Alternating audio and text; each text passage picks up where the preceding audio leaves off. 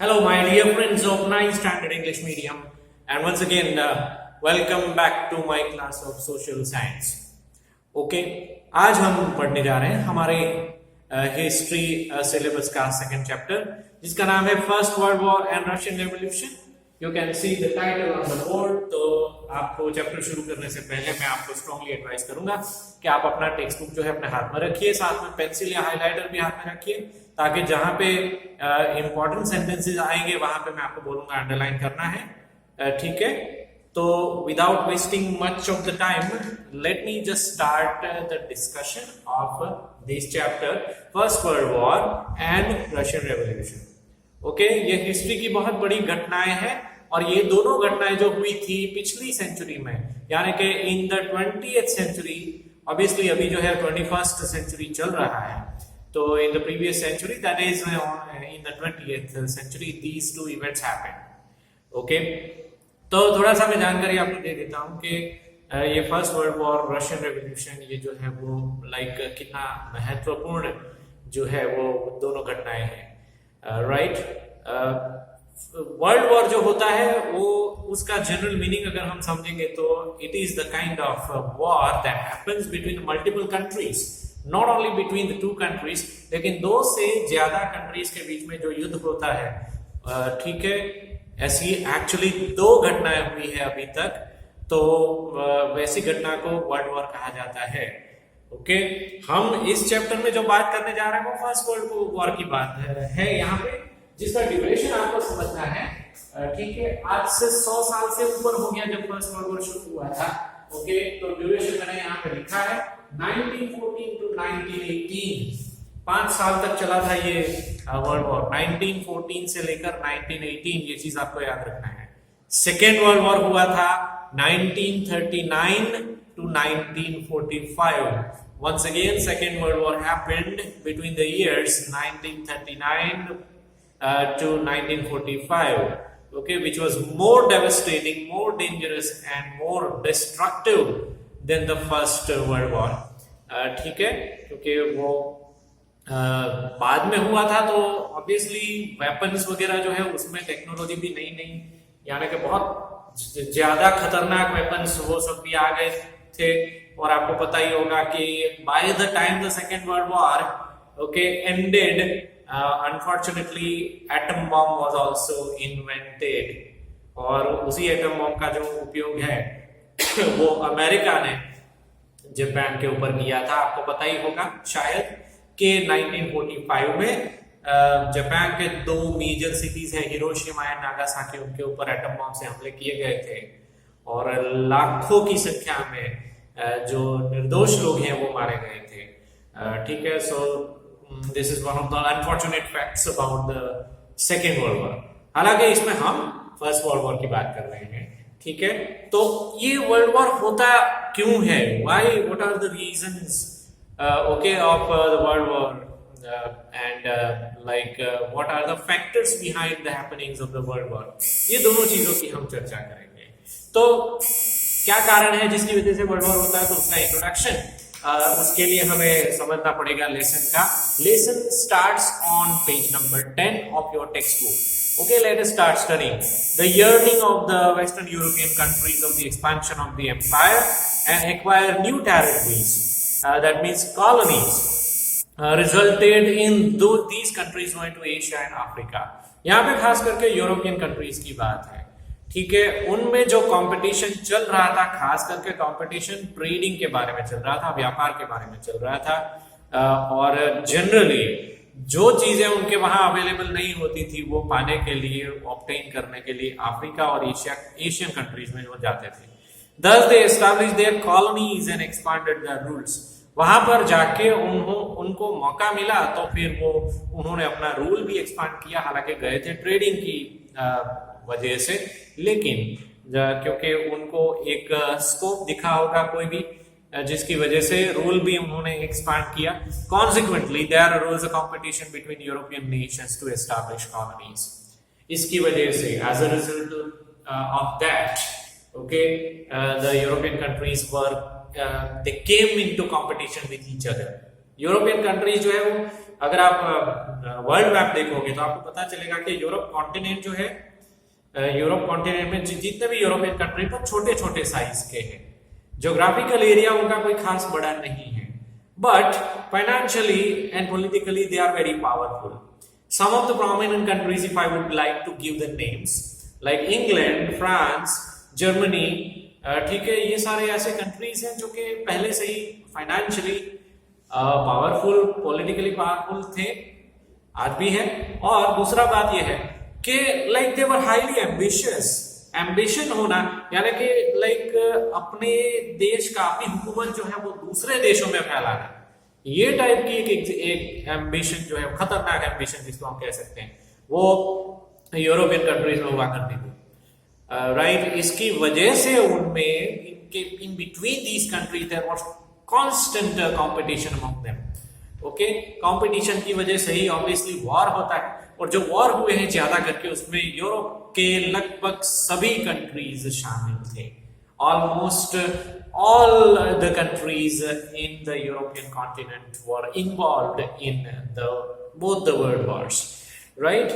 So moving on, this greed for colonization, greed यानी लालच होता है, और दूसरे देश में अपना हुकूमत फैलाना, उसको colonization कहते हैं.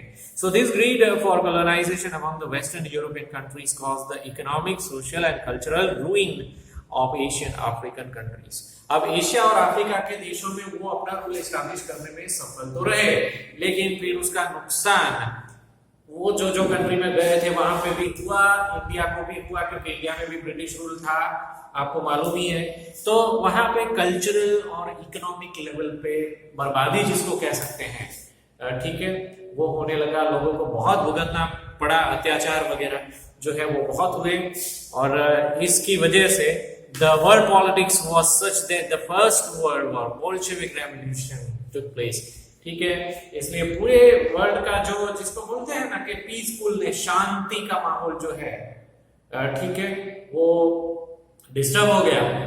ठीक है, एक जनरल अंडरस्टैंडिंग ऐसा होता है कि हर कोई इंसान अपने अपने घर में रहता है और अपनी खुद की देखभाल रखता है, अपने ही काम से मतलब रखता है, तो कोई प्रॉब्लम नहीं होता है लाइफ में. लेकिन जब वो दूसरों के घरों में झांकता है, दूसरों की प्रॉब्लम में इंटरफियर करने की कोशिश करता है, ठीक है, या तो दूसरों को प्रॉब्लम में डालने की कोशिश करता है, तब जाके जो लाइक फियर का माहौल है वो बन जाता है, शांति जो है, पीसफुलनेस, वो बिगड़ जाती है. तो इंसानों के बारे में अगर ऐसा होता है तो obviously among the countries also the same thing can happen. तो वही हुआ.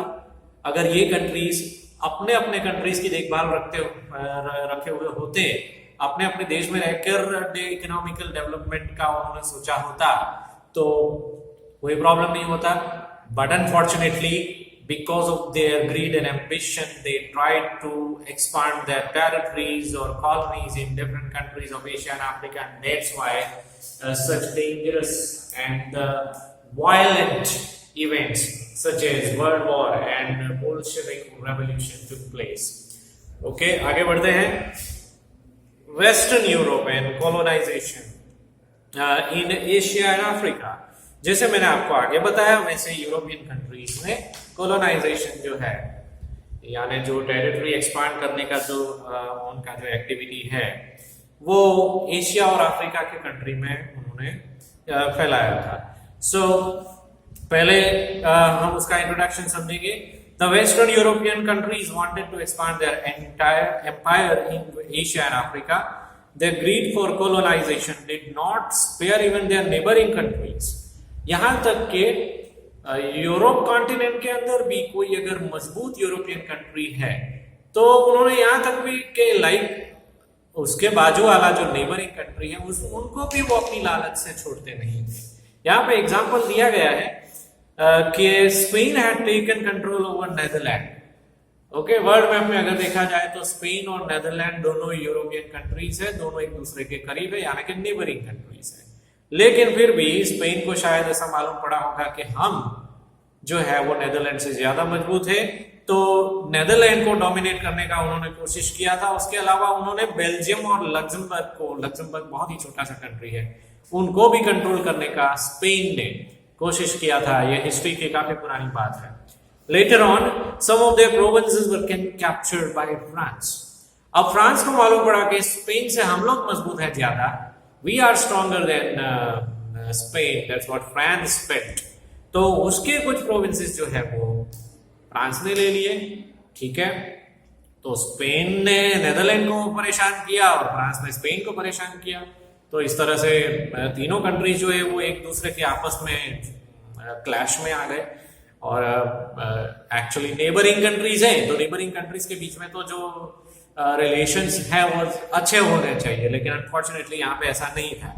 When the Portuguese king died without an heir, इस वर्ड को आपको एयर पढ़ना है, HEIR, वो हेयर नहीं है। हेयर यानी सर के जो बाल होते हैं वो होता है HAIR, उसको हेयर कह सकते हैं। लेकिन यहाँ पे HEIR शायद आपके लिए एक नया वर्ड होगा। एयर उसको प्रोनाउंस करेंगे सबसे पहले, और उसका मीनिंग जो होता है एयर यानी उसका जो डिसेंडेंट होता है। सपोज कोई राजा जहां पे रूल कर रहा है और उसके बाद उसका बेटा राजा बनता है, ठीक है, तो उसको उसका वारसदार या तो उसका डिसेंडेंट बोलते हैं, ठीक है। तो यहां पे हम बात कर रहे हैं कि पोर्चुगीज किंग जो एक हुआ करते थे वो उसका कोई बेटा नहीं था, ठीक है, और उनकी डेथ हो गई। तो उसके बाद Portugal came under the rule of Spanish king because of his blood relation. Spain का जो किंग था वो पोर्चुगल के किंग का भाई था, ठीक है। तो उसने ऐसा क्लेम किया कि उसका भाई यानी पोर्चुगल का किंग जो मर गया है यानी डेथ हो गई है उसकी, उसका अगर कोई वारिस नहीं है तो फिर ऑटोमेटिकली पोर्चुगल, क्योंकि मैं उसका ब्लड रिलेटिव हूं, तो वो मेरे अंडर में आ जाएगा। तो प्रैक्टिकली देखा जाए तो स्पेन के अंडर में आ गया पोर्चुगल, ठीक है। तो ऐसे भी क्लैशेस हुआ करते थे और कुछ शर्तें जो है वो राजा लोग अपनी हिसाब से इस तरह से बना भी लेते थे, कोई नीति नियम नहीं हुआ करते थे। So for 6 decades the monopoly of establishing colonies in non-European countries was with Spain.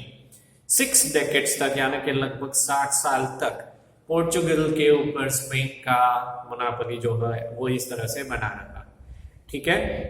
Enormous oil resource in desert region of West Asia attracted the Europeans to establish colonies there. ठीक है, अब हम यूरोपियन कॉन्टिनेंट से थोड़ा सा बाहर आते हैं और एशियन कॉन्टिनेंट में हम एंटर करते हैं। और एशियन कॉन्टिनेंट के जो वेस्टर्न कंट्रीज हैं जो कि ऑयल रिच कंट्रीज माने जाते हैं, डेजर्ट रीजियंस है वो सब। हम कुछ नाम यहाँ पे दे सकते हैं कि वो कौन कौन से कंट्री हैं। ईरान है, इराक है, कुवैत है, सऊदी अरेबिया, बहरीन, ओके। तो वहां पे यूरोप और अमेरिका जैसे कंट्रीज ने वहां पे अपना डोमिनेशन एस्टैब्लिश करने का कोशिश किया, क्योंकि वहां पे क्रूड ऑयल जो है जिससे जो पेट्रोलियम प्रोडक्ट्स बनती है, पेट्रोल डीजल वगैरह जो है वो सब बनता है, बहुत सारी चीजें बनती है। तो obviously they were interested in that reserve, okay. वो जो मिनरल है उसमें उनको इंटरेस्ट था कि यहाँ पे बहुत सारा क्रूड ऑयल का जैसे कि खजाना है, और जो कंट्री के पास क्रूड ऑयल होता है जनरली वो बहुत रिच होता है, क्योंकि उसकी डिमांड सारे वर्ल्ड में होती है, हर एक कंट्री में होती है। So they can export that crude oil to the other countries and they can earn enormous amount of foreign revenue. तो अमेरिका और यूरोपियन कंट्रीज ने ऐसा सोचा होगा कि क्यों ना ऐसा हो कि हम अब हमारा ही रूल वहां पे ये सारे कंट्रीज में अगर हम बना दें तो वो ऑयल के रिजर्व जो है वो हमारे हो जाएंगे, and we will automatically become rich because of that. So that's they would have thought. तो ऐसे कंट्रीज थे वेस्टर्न एशियन कंट्रीज, जिसके दोबारा मैं नाम ले रहा हूं यहाँ पे, आपको अंडरलाइन करना है तो कर सकते हैं। वहां पे Iran, Kuwait, Saudi Arabia, Bahrain और इराक भी उसमें आता है, ठीक है। तो वहां पे भी उन्होंने अपना रूल एक्सपांड करने का कोशिश किया। तो ये था कोलोनाइजेशन इन एशिया के बारे में, right. Now we will move on with the new topic, colonization, ठीक है, कोलोनियलिज्म इन अफ्रीका। अफ्रीका में कोलोनाइजेशन या कोलोनियलिज्म किस तरह से हुआ, अब उन दोनों चीजों के बारे में हम पढ़ेंगे। right? The Dutch established its colony for the first time at the end of 15th century in South Africa. Dutch यानी कि नेदरलैंड की जो कम्युनिटी होती है उसको डच कहते हैं, यानी कि काफी साल पहले, जैसा कि यहाँ पे लिखा गया है उसके मुताबिक काफी साल पहले 15वीं सदी में in the 15th century Dutch community ने अपना रूल, अपना कॉलोनी जो है वो साउथ अफ्रीका में एस्टैब्लिश किया था, राइट? साउथ अफ्रीका एक कंट्री का नाम है, आपको याद रखना है ये चीज, और अफ्रीका जो है वो कॉन्टिनेंट का नाम है। अगर हम सिर्फ अफ्रीका बोलते हैं तो that is the name of a continent, and in case if we say South Africa that's the name of country. ठीक है, आपको पता ही होगा शायद कि साउथ अफ्रीका की क्रिकेट टीम हुआ करती है, तो obviously that's the name of a country, not the continent. Africa जो है वो कॉन्टिनेंट है, और अफ्रीका कॉन्टिनेंट में काफी सारी कंट्रीज हैं दूसरे छोटे छोटे। तो ये साउथ अफ्रीका में 15th सेंचुरी से डच हुकूमत जो है वो चल रही थी, and that's why even today also in south Africa, south Africa में काफी डच कम्युनिटी के डिसेंडेंट्स आज भी रहते हैं, ठीक है। और हम ये कह सकते हैं कि लाइक उसके उनके अलावा फ्रेंच और ब्रिटिश कम्युनिटी के लोग भी काफी सारे रहते हैं साउथ अफ्रीका में। In case if you want to give an example of a popular celebrity cricketer, AB de Villiers for example, south Africa के क्रिकेटर, आपने नाम सुना ही होगा, तो वो लाइक उनका जो उनके एंसेस्टर्स थे वो नेदरलैंड से थे। So this is the fact that even in this 21st century they have the descendants from the Netherlands living over there. तो literally एक बहुत ही इंपॉर्टेंट जानकारी यहाँ पे है कि जो डच कम्युनिटी या तो फिर कॉलोनाइजेशन जो है, कॉलोनियलिज्म जो है, उसकी शुरुआत आज से 500 साल पहले अफ्रीका में हुई थी। तो शुरुआत करने वाले ही डच कम्युनिटी के लोग थे, 15th सेंचुरी में हुआ था।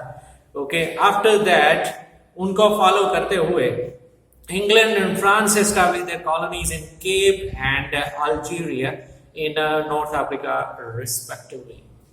ओके, केप और अल्जीरिया दोनों कंट्रीज के नाम है। वहां पे भी इंग्लैंड और फ्रांस ने रूल एस्टैब्लिश करने का कोशिश किया था। ओके, सो यहाँ पे मैं थोड़ी देर के लिए आपके सामने रुकता हूं, थोड़ा सा टेक्निकल प्रॉब्लम है इसलिए, and then I will continue with the lecture.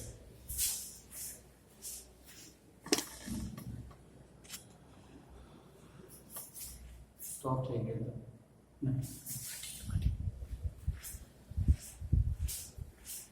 Okay, so let's move on with the lecture. Okay, तो जैसे मैंने आपको बताया कि केप और नॉर्थ अफ्रीका का दूसरा कंट्री है अल्जीरिया, ठीक है, वहां पे उन्होंने रूल एस्टैब्लिश करने का कोशिश किया था इंग्लैंड और फ्रांस ने। तो these are the three different communities. We can talk about the three different communities. Okay, जिसके बीच में अफ्रीका कॉन्टिनेंट में रूल करने के बारे में लाइक अ कंपटीशन शुरू हो गई थी। ठीक है, यहाँ पे आपको एक बहुत ही इंपॉर्टेंट कंट्रीज के नाम आपको जानने के मिलेंगे नए नए, राइट? कुछ किंग्स के नाम भी आपको यहाँ पे जानने को मिलेंगे।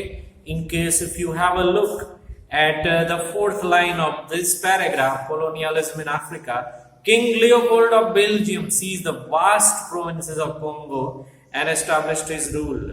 Okay, तो बेल्जियम के जो किंग थे, किंग लियोपोल्ड, उन्होंने वहां पे अफ्रीका में लाइक अपनी सेना के साथ वो गए थे और वॉर करके कॉन्गो नाम के कंट्री में, जो कि छोटा सा कंट्री है, वहां पे अपना रूल एस्टैब्लिश किया था। England established its colony in Egypt. Egypt एक one of the most important countries है साउथ अफ्रीका का, अफ्रीका कॉन्टिनेंट का। तो वहां पे इंग्लैंड ने हुकूमत जमाने की कोशिश की थी, right? France established its colony in Tunisia, Morocco and West Africa provinces. ये एक्चुअली आपको अंडरलाइन करना चाहिए कि कौन से कंट्री ने या तो कौन से राजा ने कहां पे कौन कौन से कंट्रीज में अपना हुकूमत जमाने की कोशिश किया था, right? Then comes Germany. Germany established its empire in some provinces of East and West Africa. Germany ने भी ईस्ट और वेस्ट अफ्रीका में अपनी हुकूमत जमाने का कोशिश किया था। उसके अलावा इटली भी आता है, Italy captured the African provinces around the Red Sea. Red Sea के आसपास जो छोटे छोटे कंट्री है वहां पे इटली ने भी कोशिश किया था अपना डोमिनेशन जमाने का. Spain and Portugal also seized some provinces of Africa. Okay, तो लिटरली हम यहाँ पे ये कह सकते हैं कि इस पैराग्राफ में यूरोप के लगभग सारे मेजर कंट्रीज के नाम आ गए हैं जिन्होंने एक दूसरे का कॉपी करके अपने एम्बिशन को बढ़ावा दिया था. In case if we start with the name of the Dutch community, शुरुआत में ही डच कम्युनिटी के बारे में लिखा है. नेदरलैंड्स यानी कि कंट्री का अगर मैं नाम लूं तो नेदरलैंड्स, और उसके बाद England, and then France, and then Germany, and Italy also, and Spain also, and Portugal also. These are the names of the different countries which had tried enormously to seize control over the different smaller nations of Africa. और इतनी हद तक वो कोशिश जो है वो African country में इसलिए हुई थी क्योंकि पॉलिटिकली और फाइनेंशियली ये कंट्री जो है वो छोटे और या तो फिर कमजोर थे. ठीक है, इसलिए ज्यादा करके in most of the cases these European countries had the success in acquiring the domination over these small countries of Africa. Okay, so क्योंकि इतना सारा कंपटीशन हो गया था यूरोपियन कम्युनिटीज या कंट्रीज के बीच में, इसलिए कई बार ऐसा होता है कि क्लैश को अवॉइड करने के लिए वो लोग एक सुलह का रास्ता अपनाते हैं. मीटिंग वगैरह होती है, बातचीत करते हैं, ठीक है, और बातचीत से कोई ना कोई सोल्यूशन निकालने की कोशिश करते हैं. तो ऐसा ही एक मीटिंग हुआ था. A conference for the European Nations was held in Berlin 1884 to 1885 in the midst of the competition of to establish colonies. Berlin में, जर्मनी का कैपिटल सिटी है ये बर्लिन, वहां पे एक कॉन्फ्रेंस हुई थी. ठीक है, ये सारे जो कंट्रीज जिन्होंने कोशिश किया था अफ्रीका में रूल जमाने का, उनके बीच में एक कॉन्फ्रेंस हुआ था. Different African territories was divided among the European nations at the end of the conference. Conference यानी मीटिंग का एक रिजल्ट ये आया कि अफ्रीका के जितने भी टेरिटरीज थे उसको ये सभी कंट्रीज ने एक बड़े से टेबल के ऊपर अफ्रीका का मैप रख के स्केल से उन्होंने लाइनें खींचकर टेरिटरीज को डिवाइड कर दिए.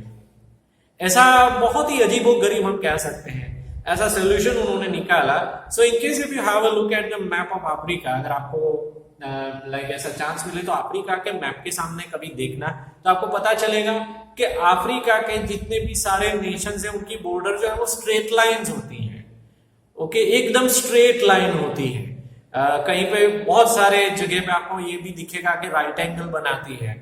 एक लाइन जैसे कि ऐसे वर्टिकल है, दूसरा जो है वो ऐसे हॉरिजॉन्टल है. ठीक है, वो उसकी वजह ये चीज है, ये बर्लिन में जो कॉन्फ्रेंस हुआ था 1884 और 1885 में, ठीक है, because of which they divided the territories bye drawing the lines with scale on the map of Africa. तब से लेके यही बॉर्डर जो है वो एक्सेप्टेबल है. उस बात को कुछ 135 साल हो गए, आज 235 साल एक्चुअली. ठीक है, तो उसके बाद जो है उसी चीज को अफ्रीका के नेशन जो है वो तो इंडिपेंडेंट हो गए, लेकिन फिर भी उसी बॉर्डर को आज तक मान्य रखा जाता है. ठीक है, while on the other hand, अब लास्ट पैराग्राफ में पढ़ रहा हूं पेज नंबर 10 के ऊपर. While on the other hand, the greedy European nations are trying to colonize various Asian African territories. On the other hand, Germany and Italy had completed the process of respective political unification. Germany और Italy में थोड़े बहुत उनके internal problems चल रहे थे, civil war जैसा एक सिचुएशन चल रहा था, तो उन्होंने भी उसको सॉल्व कर दिया, यूनिफिकेशन उनका हो गया. तो ऑब्वियसली जो कंट्री के खुद के प्रॉब्लम सॉल्व हो जाते हैं तो वो थोड़ा सा मजबूत हो जाता है.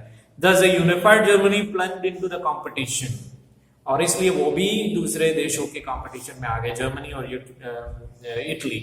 और जो सारे एरियाज थे, इंडस्ट्रियलाइजेशन, कमर्शियलाइजेशन, कॉलोनाइजेशन, ये सारे एरियाज में वो दूसरे यूरोपियन कंट्रीज के साथ कंपटीशन में आ गए. Thus, this quickly changing of global phenomena had exploited some of these countries politically, enormously, and socially, due to which their development had stopped. ठीक है, उनका पर्पस सिर्फ यही था। हम बात करेंगे अगर एशियन कॉन्टिनेंट की या तो फिर अफ्रीकन कॉन्टिनेंट की, पर्पस दोनों में सेम था कि वहां पे उनको सिर्फ डोमिनेट करना है, रूल करना है वो कंट्री में, फिर उनका डेवलपमेंट होता है कि नहीं होता है वो नहीं देखना है, ठीक है।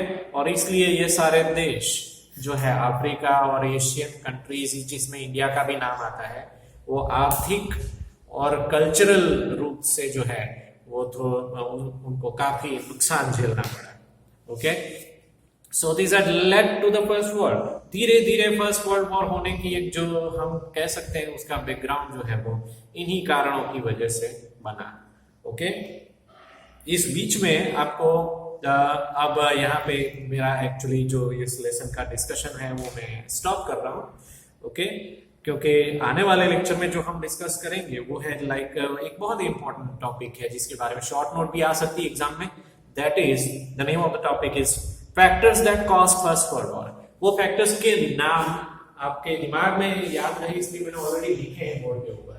Okay, factors that cause first world war, ये जो मेजर रीजन है जिसकी वजह से फर्स्ट वर्ल्ड वॉर हुआ था। Number 1 economic factors, and then comes militarism, and then groupism या तो फिर secret treaties, and next one is feeling of fierce nationalism।